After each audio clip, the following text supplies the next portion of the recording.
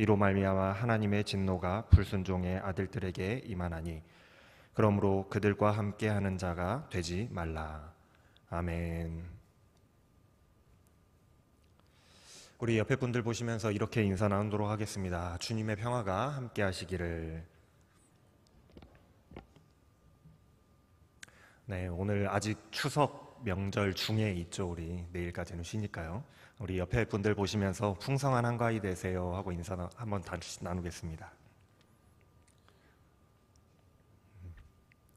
추석 때는 세뱃돈 안 받죠? 늘 그렇지만 오늘 말씀 또한 제가 준비를 하면서 특별히 더더욱 그런 생각이 많이 들었던 것 같습니다. 이 말씀은 나에게 하시는 하나님의 말씀이구나. 이 말씀이 오늘 저와 여러분들, 우리 그리스도인들에게 하시는 말씀이 될 줄로 믿고 오늘 하나님의 말씀을 경청하시길 바랍니다. 벌써 2주 전의 말씀이라 여러분들 기억하실지 모르겠어요. 에베소서 2장의 말씀을 여러분들에게 전하면서 하나님의 작품이라는 말씀의 제목으로 말씀을 전했습니다. 바울 사도가 우리를 하나님이 만드신 작품, 너희들은 하나님께서 만드신 바라 하면서 말씀을 시작했었어요. 하나님께서 사람을 창조하실 때에 어떠한 목적을 가지고 인간을 창조를 하셨는데 그것은 하나님을 믿고 하나님을 사랑하며 하나님을 영광스럽게 하기 위해서 창조하셨습니다. 인간을 창조하신 목적이 바로 그거예요. 하나님을 닮은 자녀와 같은 모습으로 살아가기를 원하셨기 때문에 하나님의 형상을 따라서 하나님께서 사람을 만드셨다라는 거예요. 그런데 인간은 하나님이 창조하셨던 그 목적과는 달리 그 목적대로 살아가지 못했습니다. 하나님을 의심했고요. 하나님을 사랑하지를 못했어요. 그렇게 인간은 목적을 이루지 못한 죄인이 됐습니다. 하나님께서 만드신 목적을 벗어난 삶을 살게 됐다라는 거예요. 그래서 죄라는 것이 무엇이냐? 하나님의 창조 목적에서 벗어난, 하나님을 믿지 않는 상태, 하나님을 사랑하지 않는 상태가 죄다라고 말씀을 드렸죠. 그렇게 더 이상 하나님과 함께 할 수 없는, 하나님으로부터 단절된, 하나님과 떨어진 그런 삶을 살게 된 인간의 상태를 두고 우리는 그것을 죽음이다라고 말하는 거예요. 그래서 인간은 죄로 인해서 죽었던 존재들입니다. 죽었던 거예요. 그러나 하나님께서는 우리를 사랑하셔서 은혜로 다시 한번 기회를 주시는데 이때 믿음으로 응답하는 자들, 다시 한번 너희들에게 기회를 줄 테니 다시 기회를 줄 때에 믿음으로 응답하는 자들은 하나님의 그 새로운 자녀들, 그리스도인들로 새 생명을 받은 자들로 재창조하신다라는 거예요. 그래서 바울 사도는 이렇게 말합니다. 우리가 다시 한번 두 번째 기회를 받은 거잖아요. 우리가 다시 한번 기회를 얻었고 다시 한번 우리가 재창조되었으니 같은 실수를 반복하지 말자라는 거예요. 하나님께 첫 번째로 우리가 창조를 받을 때에 실패해서 우리가 죄와 죽음 가운데서 살아갔는데 이제는 다시 한번 기회를 얻은 지금은 우리가 같은 실수를 반복하지 맙시다. 하나님이 우리를 창조하신 목적에 맞게, 그리스도인들이 살아가는 그 목적에 맞게 우리가 한번 살아봅시다. 그 목적은 선한 일을 하도록 우리를 창조하셨다라고 말씀했어요. 지난주 말씀입니다. 선한 일이 도대체 뭐냐? 착한 일을 많이 하고 선행을 많이 베풀고 그런 걸 이야기를 하는 게 아니라 하나님이 만드신 목적대로 살아가는 것, 하나님을 믿으면서 하나님을 사랑하면서 살아가는 것, 바로 하나님을 닮은 모습으로 살아가는 것이 바로 선한 일이다라고 지난주 말씀에서 바울이 말씀하는 거예요. 그러니 하나님의 사랑과 하나님의 은혜로 새로운 기회를 얻게 된, 새 생명을 얻게 된, 다시 창조된 우리 그리스도인들은 하나님을 닮기 위해서 부단히 노력하면서 살아야 하는 성화의 삶을 한 걸음씩 한 걸음씩 매일매일 걸어가야 하는 것이 바울 사도가 그리스도인들을 향해서 권면하고 있는 말씀이었던 겁니다. 에베소서에서 그 말씀을 권면하고 있는 거예요. 하나님께 창조된 목적대로 우리가 다시 한번 생명을 얻었으니 한번 우리가 그렇게 살아가 봅시다. 또다시 실패할 수는 없잖아요. 우리 그렇게 살아가 봅시다. 하나님을 닮아가 봅시다. 그 말을 하는 거예요. 그것이 그리스도인으로서 살아가는 삶의 목적이기 때문에 그렇습니다. 창조된 목적이기 때문에 그래요. 우리 그리스도인들이 살아갈 목표가 뭘까요? 여러분들은 무엇을 위해서 살아가십니까? 구원받는 거잖아요. 우리는 구원받기 위해서 살아가잖아요. 하나님과 함께하는 삶을 살아가기 위해서 우리는 날마다 예배 드리고 말씀 보면서 기도하면서 그렇게 살아가는 거예요. 그런데 구원이라는 것이 어떤 이단들이 이야기하는 것처럼 나는 몇 날 며칠 몇 시에 구원받았습니다 하고 모든 것이 그날 딱 완성되어 버리고 끝나버리는 것이 아니라 바울 사도는 already, not yet 이라고 이야기를 합니다. 구원이라는 것은 이미 우리 앞에 이미 주어진 것이지만 그러나 아직 완성된 것은 아니라고 이야기해요. 무슨 말씀이냐면 하나님께서 구원이라는 것을 우리에게 이미 주셨지만, 우리에게 구원의 길을 이미 열어주셨지만, 그래서 우리가 그리스도인으로서 새 생명을 얻어서 그리스도인으로서 살아가지만 하나님 앞에 서는 그날까지 우리가 싸우고 분투하며 노력하며 완성해 가야 되는 것이라고 말씀하고 있는 거예요. 하나님 앞에 서는 그날까지 하나님을 닮아가기 위한 선한 싸움을 우리가 계속 싸워나가는 성화의 삶을 이루어 가야 된다라고 말씀하고 있는 겁니다. 그래서 우리가 머리 빡빡 밀고 절에 들어가지는 않는다고 할지라도, 또 수도복을 입고 수도원으로 들어가지 않는다고 할지라도 우리 하나님을 믿는, 하나님을 닮아가기 위해서 늘 정진하고 살아가는 우리 그리스도인들은 구도자와 같습니다. 돌을 닦는 사람과 같다라는 거예요. 그리스도인들은 하나님을 본받는 자가 되기 위한 구도자입니다. 오늘 말씀에서 바울 사도는 그리스도인들에게 이렇게 말씀하고 있죠. 그러므로 사랑을 받는 자녀와 같이 너희는 하나님을 본받는 자가 되라. 바울 사도는 우리에게 너희는 하나님을 본받는 자, 하나님을 닮아가는 자들이 되어야 된다, 그리스도인들은 그런 자들이 되어야 된다라고 말씀하고 있어요. 이때 하나님께 사랑받는 자녀같이 하나님을 본받아야 한다라고 말씀하고 있습니다. 하나님께 사랑받는 자녀, 사랑받는 그 자녀가 도대체 누구인가요? 첫째로는 예수님이시잖아요. 하나님께 사랑받는 자녀, 예수님을 말하고 있어요. 두 번째는 그리스도인들을 이야기하고 있는 겁니다. 예수님과 그리스도인들이 바로 하나님께 사랑받는 자녀예요. 그리스도인들이 하나님께 어떤 사랑을 받았습니까?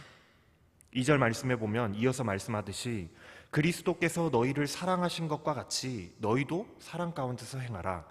그는 우리를 위하여 자신을 버리사 향기로운 제물과 희생 제물로 하나님께 드리셨느니라. 우리가 이런 사랑을 받았다라는 거예요. 하나님께서 죄로 죽었던 우리를 사랑하셔서 하나님 스스로가 인간이 되어서 이 땅에 오셨습니다. 우리는 그렇게 인간이 되신 하나님을 예수님이라고 부르잖아요. 하나님께서 우리를 얼마나 사랑하셨는지 스스로 인간이 되어서 이 땅에 오셨어요. 하나님께서 직접 오셨습니다. 그리고 우리와 똑같은 인간의 모습으로 삶의 고통도, 고민도, 또 삶의 유혹도 이겨내면서 인간의 모습으로 살아가셨어요. 그리고 끝내는 우리를 대신해서 자기의 생명을 내어주시면서 자기의 생명을 버려서 우리를 다시 살리는 그러한 제물이 되어주셨다는 사실이에요. 그게 성경에 가득 기록되어 있는 하나님의 사랑인 겁니다. 하나님께서 왜 그런 아픔과 고통, 그런 고난을 몸소 당하셔야 했겠을까요? 우리에게 하나님의 사랑을 하나님께서 보여주시기 위해서, 그리고 우리에게 하나님을 믿는다는 것이, 하나님을 믿고 따라간다는 것이 어떠한 것인지 그 모범을 직접 보여주시기 위해서 이 땅에 직접 오신 거예요. 그리스도가 십자가에서 죽으심은 하나님이 우리를 얼마나 사랑하시는지를 보여주기 위한 사랑의 표현이었습니다. 그러니 하나님께서 모든 것을 내어주는 그 한없는 사랑을 받은, 하나님께 그런 사랑을 받은 자녀와 같이 너희는 하나님을 본받는 자가 되어야 된다라고 하나님께서 말씀하고 계시는 거예요. 예수 그리스도가 모든 것을 내어주고 너희를 사랑하신 그 사랑을 너희가 받았으니까 그 하나님의 사랑을 너희도 본받아라 하는 거예요. 너희도 하나님의 사랑, 예수 그리스도의 사랑을 본받아서 너희 죄를 용서하신 그 놀라운 사랑을 너희들이 본받아서 너희도 서로 용서하며 서로 사랑하며 살아가는 그런 삶을 본받는 자들이 다 되어라 하고 말씀합니다. 또한 하나님께서 예수 그리스도를 통해서 하나님의 자녀가 어떻게 살아가야 하는지에 대해서 직접 모범을 보여주셨잖아요. 예수님이 모범을 보여주신 거예요. 하나님을 믿는다는 건 바로 이런 거다라는 걸 직접 보여주셨어요. 여기까지 하나님을 믿어라.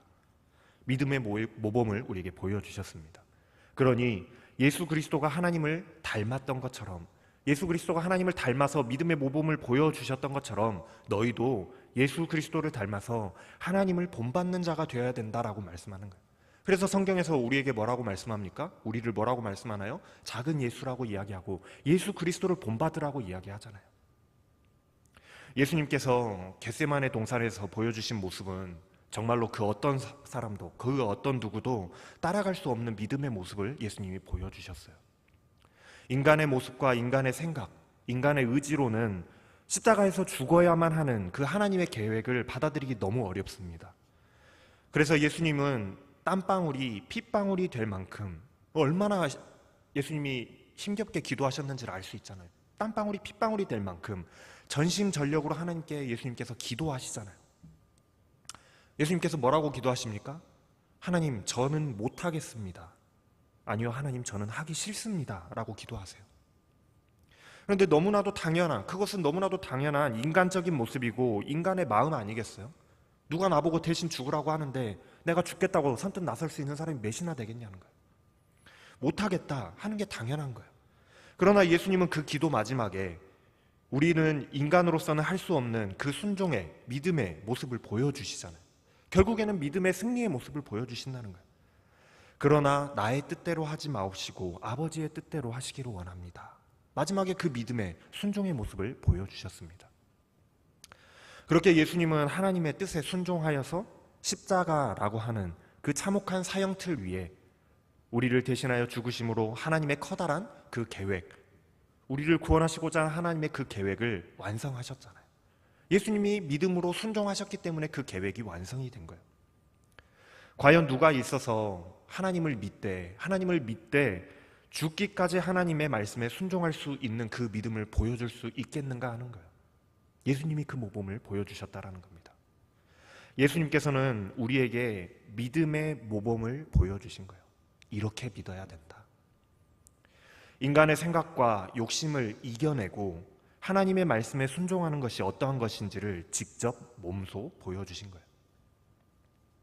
바울 사도는 그리스도인들에게 그렇게 말씀하고 있는 겁니다. 그리스도께서 하나님을 본받는 모습을 보여주셨던 것처럼 그것과 같이 너희도 그리스도를 본받아서 하나님을 닮아가는 자들, 하나님을 본받는 자들이 되어라. 그게 바로 그리스도인들이 나아가야 될 길이다 라고 말씀하고 있는 거예요. 그리스도의 장성한 분량까지 너희들이 이렇게 성장하라 하는 그 권면은 바로 우리가 성화의 삶을 이루어갈 때에, 하나님을 닮아가는 그 모습을 살아갈 때에 예수 그리스도께서 하셨던 그 믿음의 단계까지 너희들이 나아갈 수 있도록 노력하라는 그런 말씀인 겁니다. 그리스도의 장성한 분량이라는 건 바로 그런 거예요.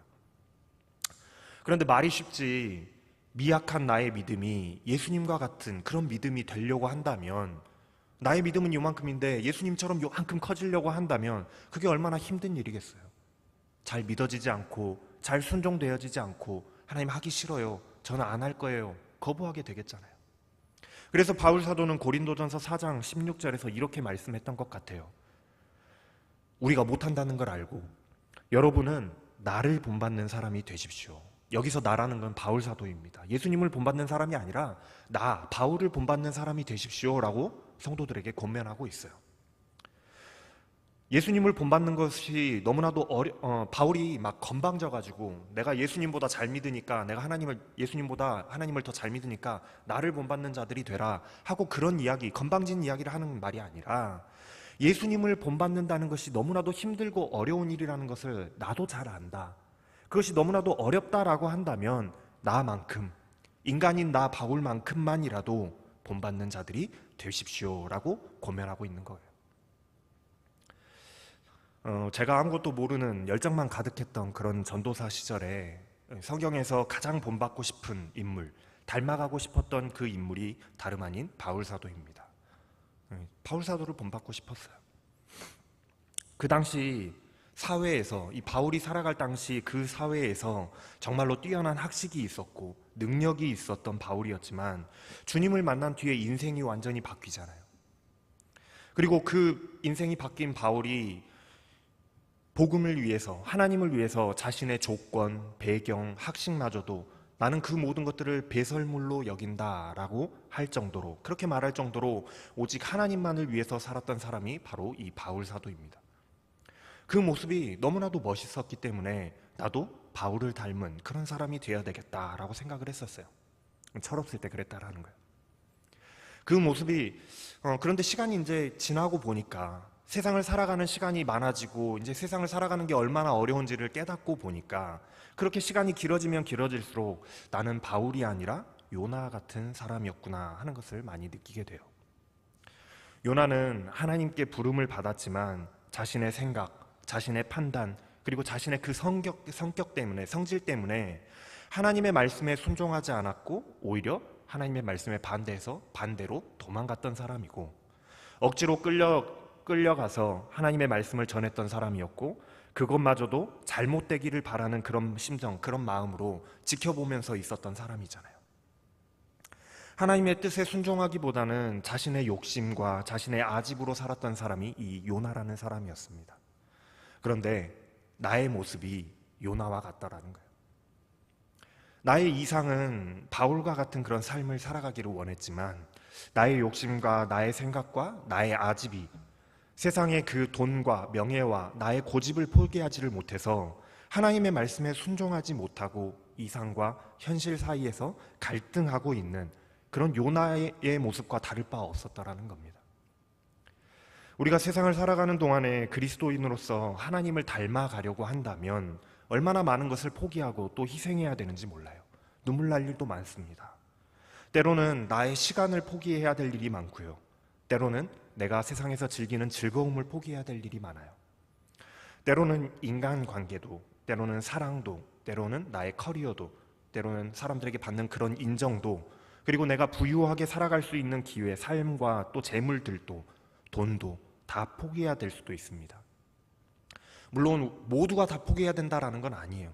하지만 그것들이 하나님의 뜻과 반대되는 것일 때에는, 세상적인 가치로는 그것들이 너무나도 좋고 훌륭한 것이라는 것을 내가 잘 알지만서도 하나님의 가치와는 다를 때에는 그것들을 포기하고 내려놓아야 될 때가 우리의 삶 속에는 많이 찾아오게 될 거라는 겁니다. 그래서 바울 사도도 너희가 하나님께 사랑받는 자녀로 그리스도인이 다 되었으니 세상과 타협하지 말고 하나님을 본받는 자가 되라라고 권면하고 있는 말씀이 바로 오늘 말씀의 핵심 말씀인 거예요. 너희들이 세상과 타협하지 않는 하나님을 본받는 자들이 되어라. 이제 세상과 타협하지 말라는 그 권면이 3절부터 7절 말씀에 나오기 시작하는 겁니다. 음행이나 모든 더러운 행위나 탐욕은 그 이름조차도 여러분의 입에 담지 마십시오. 그렇게 하는 것이 성도에게 합당한 것입니다. 하나님의 자녀된 성도요, 그리스도인이라고 한다면 음행이나 또 더러운 행위나 탐욕과 같은 것들을 멀리해야 된다라고 권면하고 있어요. 또 더러운 말이나 어리석은 말 또는 상스러운 농담은 여러분에게 어울리지 않습니다. 오히려 감사의 말을 하십시오. 성도의 언어 생활은 더러운 말이나 어리석은 말이나 상스러운 농담, 그런 것들이 어울리지 않는다라고 말씀합니다. 그러니 감사와 은혜가 충만한 말들만 하라고 권면하고 있죠. 왜냐하면, 왜 그래야 하느냐 하면 5절 말씀에 여러분은 이것을 확실히 알아두십시오. 음행하는 자나 행실이 더러운 자나 탐욕을 부리는 자는 우상 숭배자여서 그리스도의 나라 곧 하나님의 나라에서 상속받을 몫이 없습니다. 여기서 너무 여러분들이 그 음행하는 자, 행실이 더러운 자, 탐욕을 부리는 자, 여기에 집중하지 말고 말씀을 들으세요. 이거는 이 당시에 그 세상적인 가치들을 두고 바울이 이야기하는 거예요.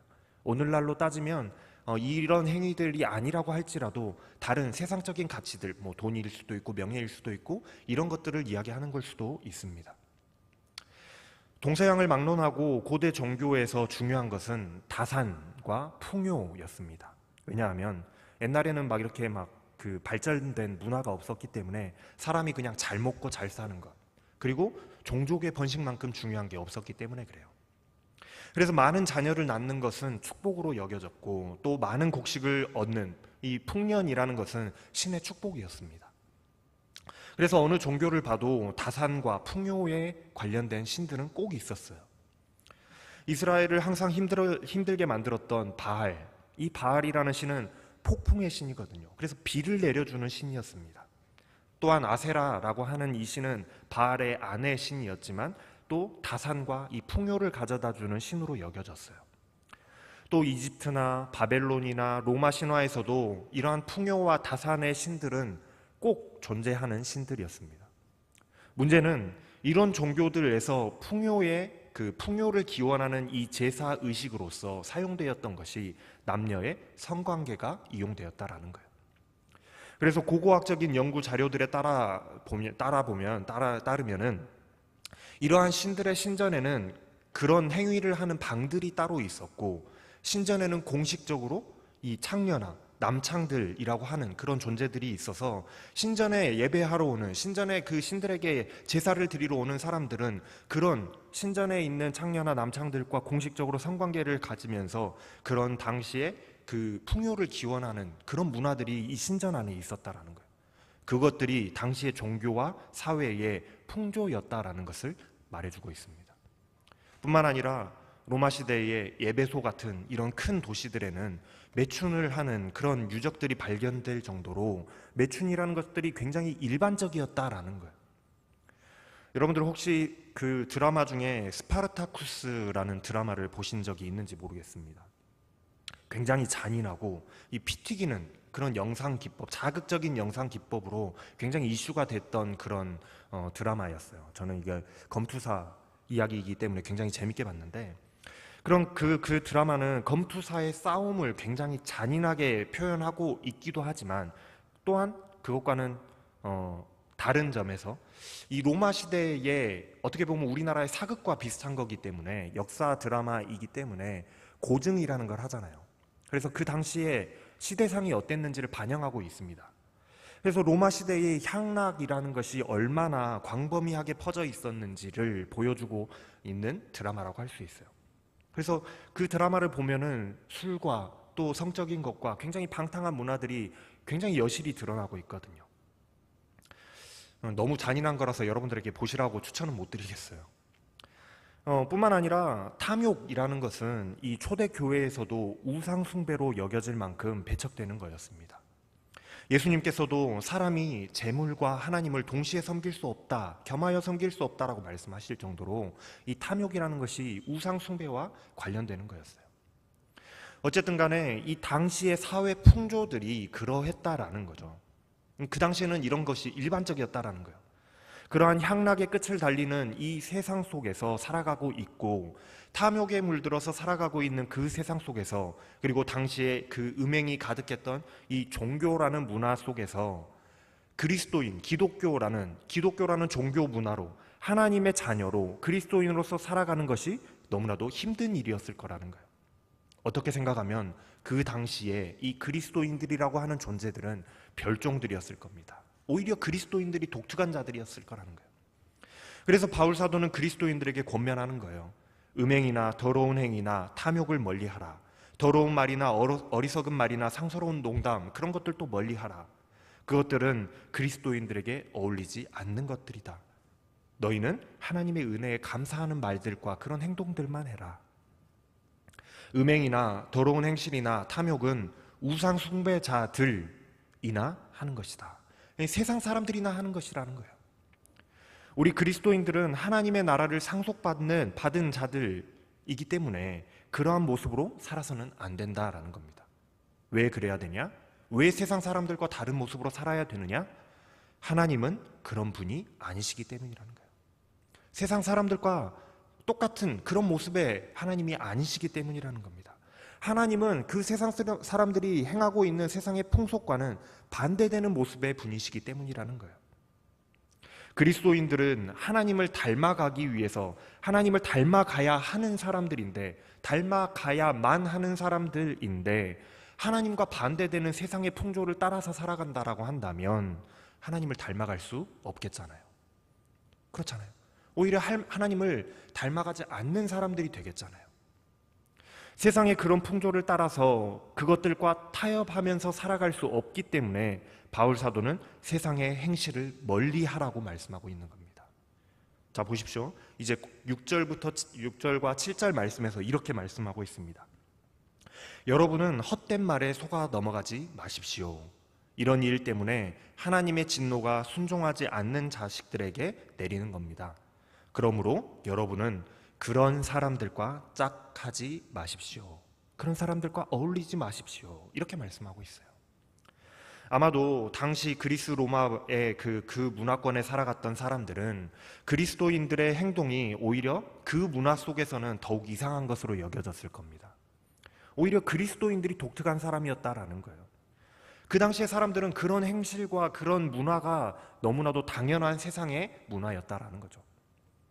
그래서 세상 사람들은 그리스도인들에게 이런저런 말들로 오히려 너희가 좀 이상한 것 같아. 너 왜 그렇게 행동하냐? 라고 말하면서 조금 일반적으로 둥글둥글하게 살아라 하고 그리스도인들에게 말했을지 모르겠습니다. 요즘에도 우리들에게 그런 말들 하잖아요. 여러분들도 아마 한 번씩은 들어보셨을걸요? 야, 좋은 게 좋은 거 아니냐? 둥글둥글하게 좀 살자. 왜 그렇게 유난을 떠냐? 너 그렇게 모나게 행동하면 정 맞는다. 너만 교회 다니냐? 나도 교회 다녀. 근데 괜찮아. 라고 그렇게 이야기하잖아요. 한 번씩은 들어보셨죠? 그래서 바울 사도는 성도들에게 권면하고 있는 거예요. 세상 사람들이 말하는 그 헛된 말에 여러분들 넘어가지 말라고요. 그들의 말에 넘어가서 세상 사람들과 똑같이 방종한 삶을 살지 말라고 권면하고 있는 겁니다. 하나님을 본받아서 하나님을 본받으려고 한다면, 하나님을 닮아가려고 한다면 그러한 모습들을 버리고 세상의 모습들을 버리고 하나님의 말씀에 순종하는 삶을 살아야 된다라고 말이죠. 친구 따라서 강남 간다고 하잖아요. 그런 친구를 만나서 그런 친구를 사귀게 되면 그런 친구를 따라서 강남 클럽 가게 되는 거예요. 금목자 흙이라고 검은 먹물을 가까이 하게 되면 금세 검게 물들어 버리는 겁니다. 그러니 바울 사도는 성도들을 향해서 하나님을 본받는 자가 되라고 말씀하면서 이 이야기들을 하는 거예요. 세상과 타협하지 마십시오. 그리스도인들에게 합당한 삶을 살아가십시오. 하나님을 닮아가는 자들이 되라고 우리에게 권면하고 있는 거예요. 사랑하는 여러분, 우리 그리스도인들은 하나님을 닮아가는 거룩해지는 모습이 되어가는 과정에 있는 그 삶을 하나님 앞에 가는 그날까지, 하나님 앞에 우리가 서는 그 날까지 계속해서 이루어 가야 되는 겁니다. 하지만 우리가 살아가는 이 세상은 하나님의 말씀과는 반대되는 것들을 우리에게 계속해서 속삭입니다. 야, 그렇게 안 해도 돼. 그 정도까지 할 필요 없잖아. 라고 속삭인단 말이에요. 이런 상황 속에서 우리에게는 내가 어떻게 이 믿음을 지키며 살아갈 것인지에 대해서 고민을 많이 할 필요가 있어요. 내가 이 믿음을 어떻게 지켜나가면서 살아갈까? 그 고민을 해봐야 된다는 겁니다. 믿음과 세상 사이에서 오는, 내가 믿는 이 하나님을 닮아가고자 하는 하나님의 성품과 이 세상이 나에게 속삭이는 이 세상의 풍조 속에서, 이 사이에서 오는 내적인 갈등 속에서 우리는 계속해서 선한 싸움을 살아가야 되는 거예요. 선한 싸움을 싸워야 나가야 된다는 겁니다. 우리는 이 사이에, 이 어디쯤에 있는 거예요. 그래서 싸움에서 이기지 못하면 세상으로 흘러가는 거고, 그 싸움에서 계속 승리해 가면서 이겨나가면 하나님께로 점점 가까이 나아가는 겁니다. 믿음을 지키기 위한 우리 안에서 일어나는 내적인, 영적인 싸움이 얼마나 힘들고 얼마나 지치는 일인지 몰라요. 그러나 우리는 그 싸움을 끝끝내 이겨내야만 한다라는 겁니다. 왜냐하면 우리는 그리스도인들이기 때문에 그래요. 하나님께 새 생명을 받았기 때문에 그래요. 이번만큼은 우리가 실패해서는 안 되겠잖아요. 여러분, 그리스도인들의 삶은 구도자와 같다라고 말씀을 드렸어요. 그리스도를 닮아서 하나님을 본받는 삶을 살아가는, 성화를 이루어가는 그런 삶을 살아가고자 한다면 우리의 삶은 절대로 쉽지 않고 단번에 완성되지도 않는 기나긴 싸움이자 기나긴 인내의 여정이 될 겁니다. 그래서 구도자라고 말씀드리는 거예요. 그렇기 때문에 우리는 그렇기 때문에 때로는 우리는 넘어지기도 하고 실패하기도 하고 쓰러지기도 합니다. 그렇기도 하지만 포기하지 않고 또다시 일어나고 또다시 싸워가면서 이겨내면서 구원의 길을 달려 나가야만 하는 거예요. 오늘 말씀을 통해서 바울 사도는 우리에게 이렇게 권면합니다. 하나님께 사랑을 받아서 은혜로 구원받은 우리 그리스도인들은 하나님을 본받는 자들이 되어야 된다라고 말씀해요. 그것이 우리가 그리스도인들이 나아가야 될 길이라고 말씀하고 있어요. 그러나 하나님을 본받는 길은 절대로 쉽다라고 이야기하지는 않습니다. 어렵다라고 이야기하고 있어요. 오히려 인간으로서 세상을 살아가는 한 사람으로서 그 길은 너무나도 어려운 길이라고 계속해서 말씀하고 있는 거예요. 우리가 믿음을 지켜나가는 것은 세상과의 기나긴 싸움이 될 것이라고 말씀하고 있어요. 그러나 세상과 절대 타협할 수 없다라고 권면합니다. 그렇기 때문에 우리는 이 기나긴 싸움에서 승리하기 위해서 세상과 짝하지 않고 세상과는 다른 모습으로 하나님의 말씀을 따라서 살아가면서 선한 싸움을 싸워 나가야만 한다고 우리에게 말씀하고 있는 거예요. 우리가 하나님 앞에 나아가서 그 심판대 앞에 서는 그 날까지 말이죠. 그것이 하나님의 사랑을 받아서 구원을 받은 우리가 달려나가야 될 믿음의 길입니다. 저와 여러분들 모두가 다 믿음의 선한 싸움을 끝까지 잘 싸워서 하나님의 그 모습을 하나님을 본받는 그리스도인들이 다 되어질 수 있기를, 그래서 하나님께서 창조하신 그 새로운 생명을 받은 그리스도인들의 모습으로 살아남을 수 있기를 주님의 이름으로 축원합니다. 기도하겠습니다. 사랑의 하나님, 하나님의 말씀을 따라 살아가 보려고 발버둥 치고 노력해 보지만 세상을 살아가는 한 인간으로서 왜 이렇게 하나님을 닮아가는 신앙의 길이 어렵기만 하고 힘들기만 한지 모르겠습니다. 내가 누리고 싶었던 것들도 포기해야 할 때가 많았고 세상 사람들 다 즐기는 것들 또한 믿음 때문에 포기해야 했습니다. 세상의 가치와 또 즐거움과 또 동떨어진, 어쩌면 세상 사람들이 보기에 별종이라고 부를 만한 모습으로 살아가야만 했기에 세상 속에서 하나님의 자녀로 살아간다는 것이 너무나도 힘들고 또한 버겁기만 합니다. 하나님, 그러나 하나님의 은혜로 새 생명을 얻어서 그리스도인이 된 우리가 하나님을 본받는 길에서 떠나갈 수 없음을 알기에 오늘도 우리는 믿음을 지키기 위하여 선한 싸움을 싸워 나갑니다. 하나님, 주를 닮아가고자 분투하는 자녀들에게 넉넉히 이겨낼 힘과 또한 능력을 주시옵소서. 그리고 끝까지 믿음으로 승리하게 하여 주시옵소서. 감사를 드리며 우리 주 예수 그리스도의 이름으로 기도합니다. 아멘. 일어나셔서 결단에 찬양하시겠습니다.